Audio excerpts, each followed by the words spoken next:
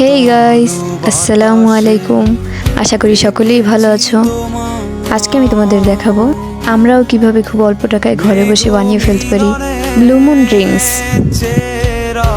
So let's go. এর জন্য আমাদের মাত্র 5টি উপকরণ প্রয়োজন হবে।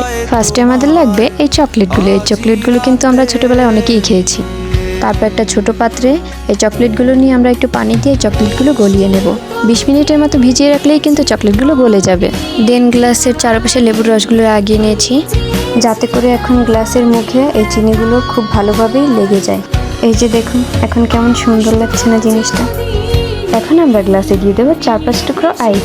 দেন আমরা দিয়ে দেবো পরিমাণ মতো চিনি। তারপর দিয়ে দেবো আগে থেকেই গলিয়ে রাখা চকলেট। অ্যান্ড সবার লাস্টে দিয়ে দেবো পানি। এবার একটু লাড়াচাড়া দিয়ে দেবো। এখন আমি ডেকোরেশনের জন্য দিচ্ছি পুদিনা পাতা অ্যান্ড দিয়ে দেবো লেবু। অ্যান্ড সবার লাস্টে উপর থেকে আবার একটু আইস দিয়ে দেবো। সো আমাদের ব্লু মুন ড্রিঙ্কস তৈরি।